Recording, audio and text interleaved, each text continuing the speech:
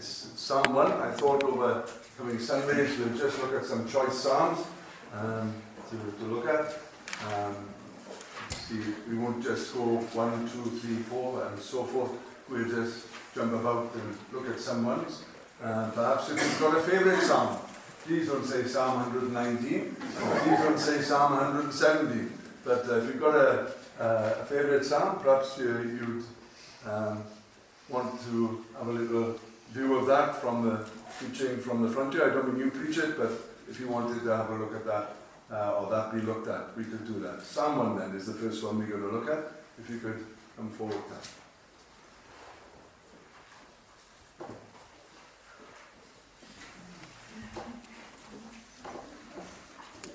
Good God,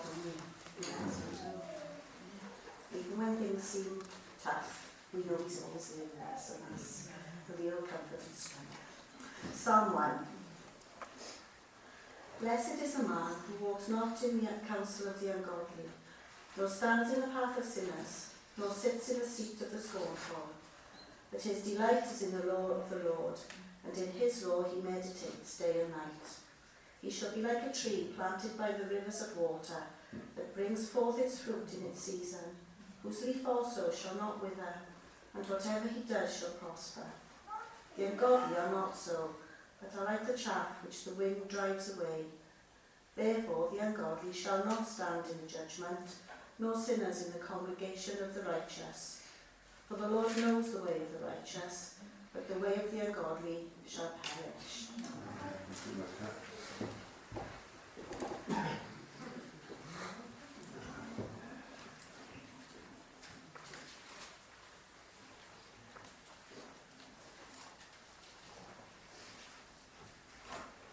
There we are, Psalm 1 then. It'll be the first of I don't know many. We've been doing Romans 16, or Romans, and we're on the last chapter this week. Whether we'll finish it, I hope we can. But we won't make a beeline for the finishing line. But it's Psalm is the biggest, or the largest number, the most number of chapters in a particular book. It's not the biggest book in the Bible. That belongs to Jeremiah. He's got the most words written, but Psalm 1, or the Psalms from 1 to 150, 150 chapters in effect, So we'll have a little look at the Psalms, and we look at this one, this first of the 150, that really, at the outset, it proves the reader, it tests and challenges the reader. It becomes almost like an acid test. If you're able to see what this psalm is all about, then suddenly the other psalms, the other 149, with their promises and their blessings and their comforts, become relevant to you. Failure to understand this will find it, it would be nigh on impossible for you to accommodate those things that the psalms hold dear to itself. And so really it does become a proof for the reader, an evidence to the reader, an acid test as to whether or not the rest of the psalms are relevant to them. For instance, we have psalms, we put it this way, in the book of Romans, all things work together for good. Now we would all love that, but it's to those that love God. As much as we would want Tom, Dick and Harry and anybody else to accept and receive of that, it belongs to only a certain group. Sounds hard, sounds divisive, but that's what the truth says. The love of God, or the love for God, is the proviso for you to know what it is to have God overruling in circumstances. And so the Psalms, for you to appropriate them, accommodate them, really it's necessary for Psalm 1 to become a great enlightener to the heart and to the eyes. So we'll start from the top and we'll work our way through. We'll do verses 1 to 3 this morning, verses 4 to 6 tonight, and we'll have a little look. But it's in a world where people are seeking more and more diversity. People love to put names on things. If they can explain something, or if they've got a problem that they can't explain, let's get a name for it. And so this great push for diversity. It's all these differences that want to come up. But the Bible holds a single position. It never deviates from it at all. Humanity, the world, is divided into two parts. And especially in the teachings of Jesus, in the New Testament especially, we have sinner and saint. We have foolish and wise. We have sheep and goats. We have tares and wheat. We have good fish and bad fish. We have builders on rock and we have builders on sand. We have those on the left hand. We have those on the right hand.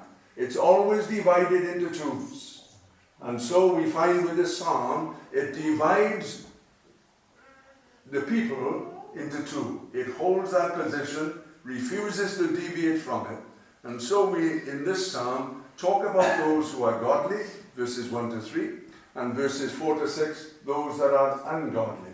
And there are comparisons and contrasts that the writer uses that allows the reader to understand what the godly is, what they do, what they don't do, and also what the ungodly are, what they do, and what is their end. And so this psalm moves along. It opens with a familiar phrase, blessed. Blessed is the man.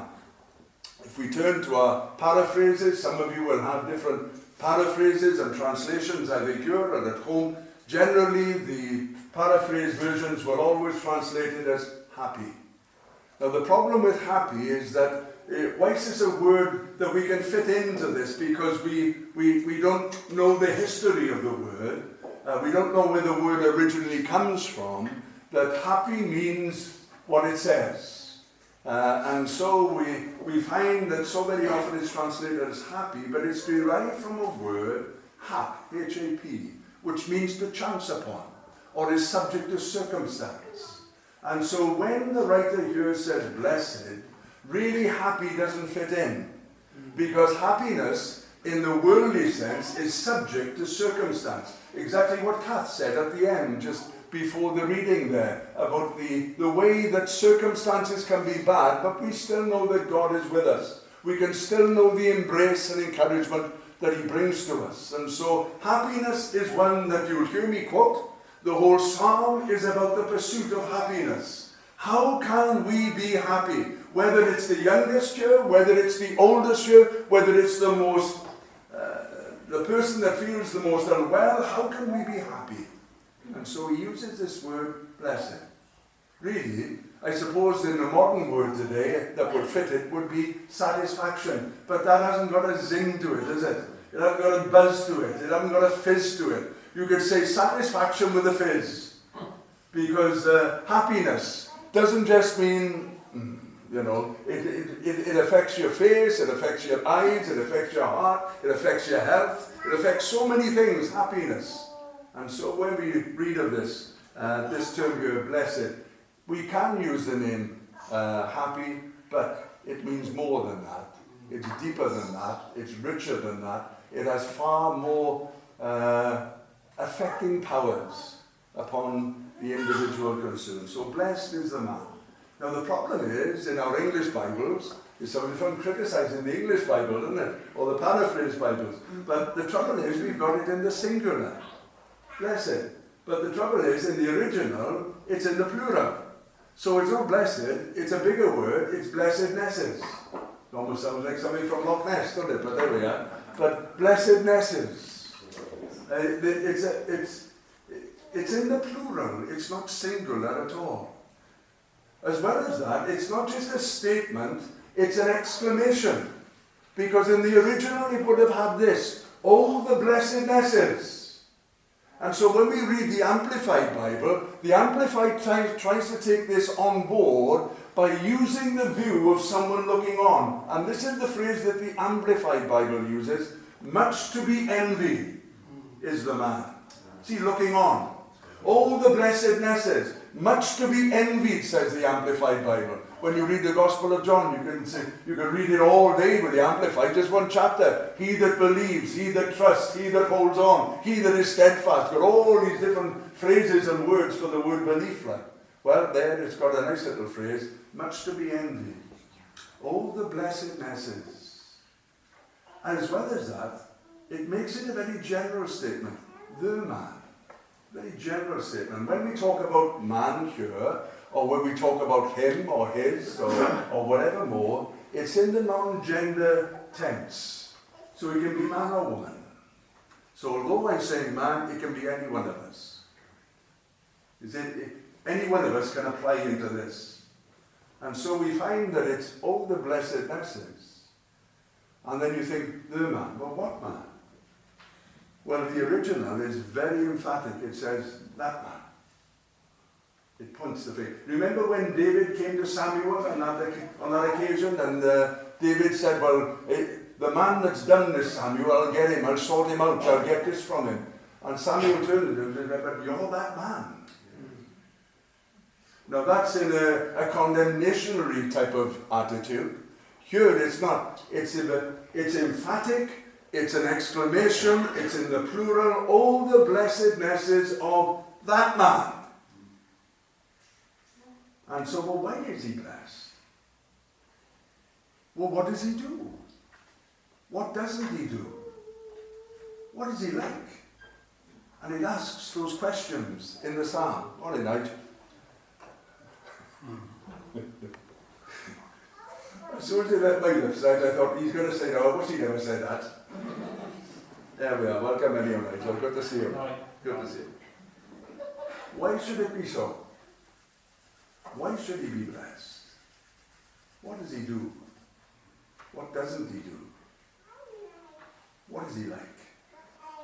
The psalmist starts with the negative. And he tells us what he doesn't do.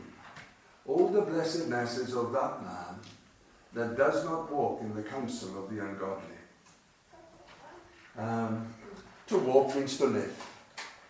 When you read of that, it means to live in the light. Or to live, in this instance, to live with the counsel of the ungodly. Now, we all need advice.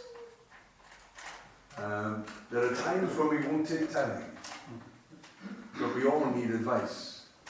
In our relationship to God, there is no point listening to the counsel of the ungodly. No point. Listen to what they say. There's no harm in that. For we all do it. That will never happen. You're thinking too far ahead.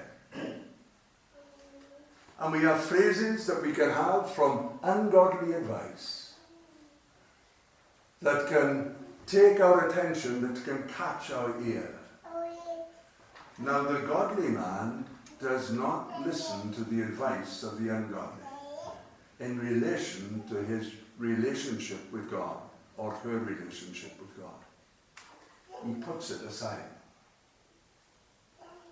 He also finds that he says that he shall not listen or he shall not walk in the counsel of the ungodly, nor stands in the path of sinners. Birds of a feather flock together. And he does not stand in the I've lost my finger there then, that's hard, isn't it? Nor stands in the path of sinners. It's a strange thing. That he doesn't hang out. That's the way the Living Bible uses it. He doesn't hang out in the well-trodden path of sinners, for that's what that word way means, well-trodden path. He doesn't hang out in that, doesn't loiter there, doesn't linger there. There have been occasions when I've gone to certain parts of Penyrheol and Caerphilly, and you see grown men standing on a corner by an off-licence with a can or two or a flagon or two or whatever. And it always amazes me. I thought, well, I did that when I was in my teens. I already had the t-shirt for that. But here is a grown adult man with probably families. And they linger and they loiter and they stand in the way of sinners. The well-trodden path of those who miss the mark. That's what that term means there. Those who miss the mark. Another thing that they don't do, they don't sit in the seat of the scornful. Do you notice the downward trend? He's walking, standing, now sitting. Now he's not doing any of those things. He's refusing to walk with them. He's refusing to stand with them. And he refuses to sit with them. But this term here, to sit in the seat of the scornful, it's a term, you'll find it in the New Testament, where it says, and Jesus sat and taught. To sit in the seat is an expression that he would have been familiar with. It means that he would teach. That's what to sit in the seat means. Now the man who listens to the counsel of the ungodly can deteriorate to such an extent that he can teach the ungodly. Not to do good, but to do worse.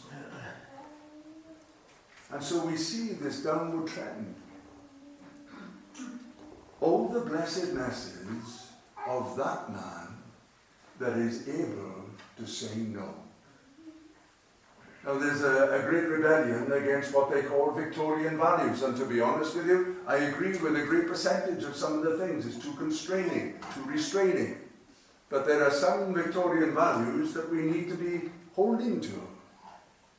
And here this man has the freedom to say no. The ability to say no. So we find out what he doesn't do. What does he do then? Well, we got that lovely little word in verse 2, but. He doesn't do this, he doesn't do that, he doesn't do that, but he meditates but his delight is in the Lord of the Lord. And in his Lord he meditates day and night. His delight, his joy, his pleasure, even his will is to be in the Lord of the Lord. He writes a little later in Psalm 19 telling us about what it is, what the Lord does. He says in chapter 19 or Psalm 19, it converts the soul. It restores the soul or turns the soul back. It enlightens the eyes. It also does some other things as well.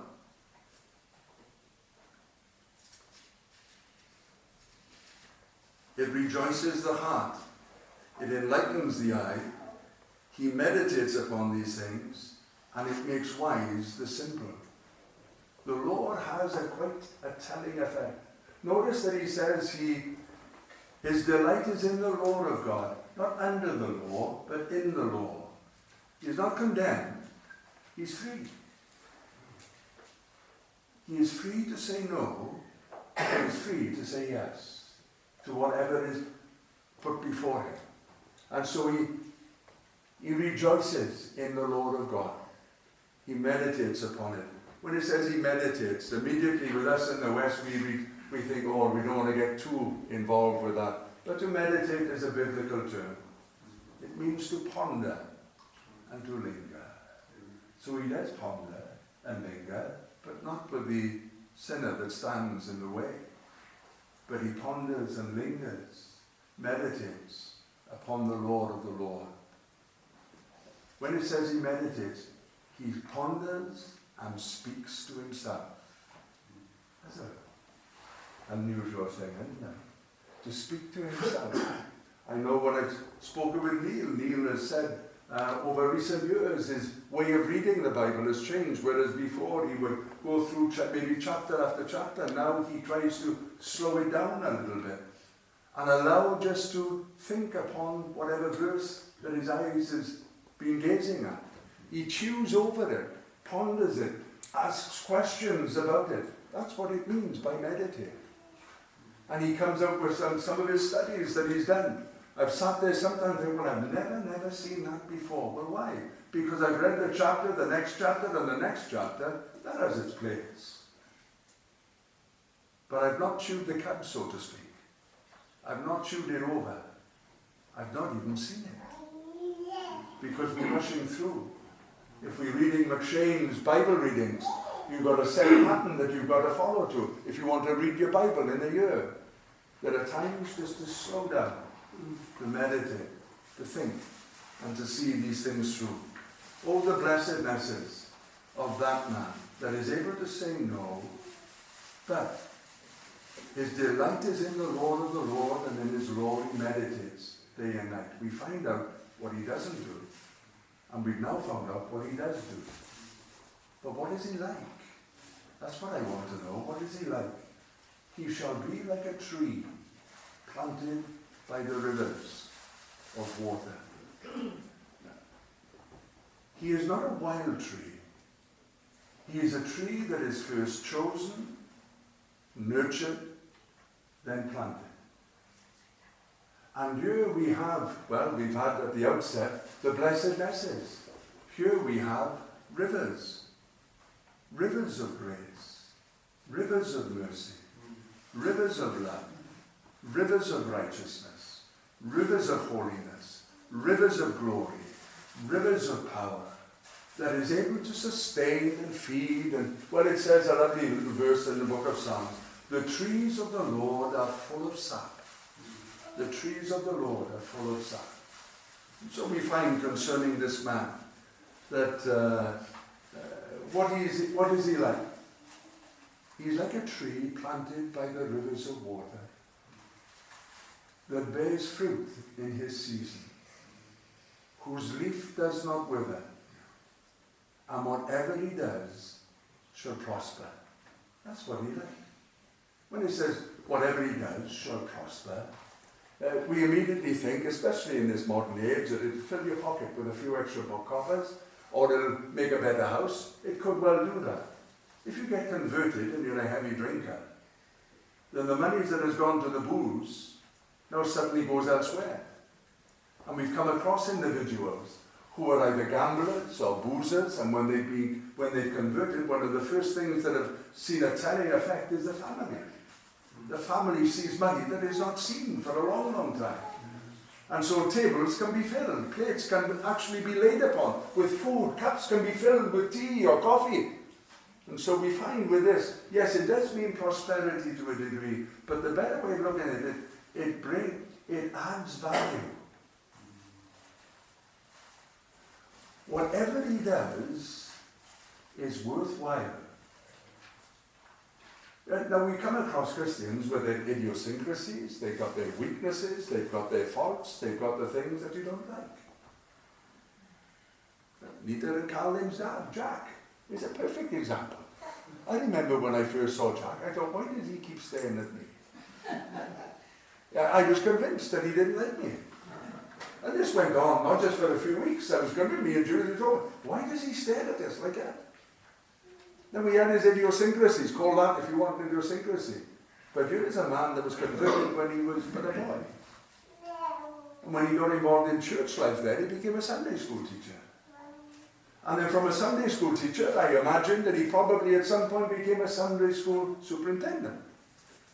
Then he grew out of that in one respect. He moved on from that and became the youth leader. And with the youth leader, he became a deacon, then he became an elder.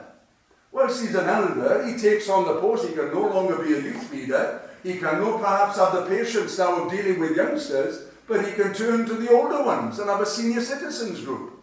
So that when they go down to, down there in Torquay, Brunel Manor, 2 or 3 buses. Whatever he does is worthwhile. That doesn't mean he's faultless. Doesn't mean that at all. It ignores that to an extent here. It ignores the weaknesses. It ignores the Achilles heel. It ignores the chink in the armor. And it just says concerning that man, that woman, whatever they do, it always seems to be worthwhile. I'm reading today, Willie Burton, a little gospel gems it's called, little things that he says. And he says one day he was walking through one of the cities or one of the townships in southern Africa whilst he was on furlough from the Congo. And his man said, spare some money for some food, friend, he said. And his friend went to dig into his pocket to give some. And Willie Burton just put his hand on his shoulder. Tell me, friend, he said, what's the problem? And they sat down together and talked. He invited him to dinner and led him to Christ before he had the afternoon meeting. Whatever he did was worthwhile. Even a hand on the shoulder. The world would call it the Midas touch. But it's not that, is it? It's that ability when you do something because of what you don't do, because of what you do, because of what you are, it's worthwhile. Is fruit. He shall bear fruit in his season. His leaf shall not wither. And so we read concerning this man. Jesus, remember, he went to that fig tree and it was full and green, but it did not have figs on it. For John tells us it wasn't the time for figs. This tree bears fruit in his season. It's full with fruit, it's green and lush, and whatever it does, it's worthwhile. It says this concerning Joseph. You say, well, what about the negatives of life, Mark? These negatives that you talk about. A little bit things that I don't do this, I don't do that. There's time and place for everything. There's time to say to someone, no, I don't do that, sorry. It always amazes me what you're asked to do in a funeral. When someone gives you a piece of paper with a tribute and what they expect you to say. And I had to say more recently, and a couple of weeks ago, I can't say that. And I'm not going to say that. I'm shocked. But no, I'm not. You're not going to get me to say that. There are times for that. There are times for the negative side. But there is time and place for it. The positives of feeding on the Word of God, of drawing life from that, and how it affects our lives. That we become like a tree, planted, rooted, grounded, with foundation.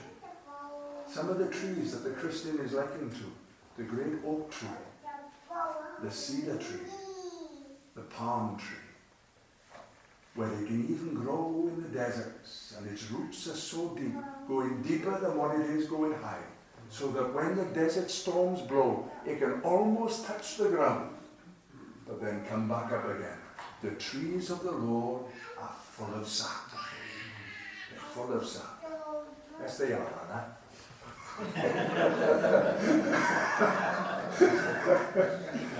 We were up with Jason Medcraft the other day, and if you ever went for a walk, he's brilliant for going for a country walk.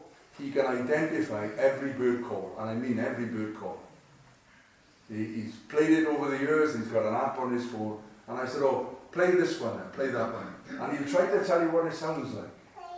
One bird said, it almost sounds as if he's saying, teacher, teacher, teacher. No, he's not, but that's how it sounds. You know. Yeah. And so he does that. Sometimes. Why have we gone down that road? Anna's crying, that's what it was. You don't believe that, do you? There we are. Joseph. This is what it says about him. Blessings upon the head of Joseph, upon the head of him that set himself apart from his brothers.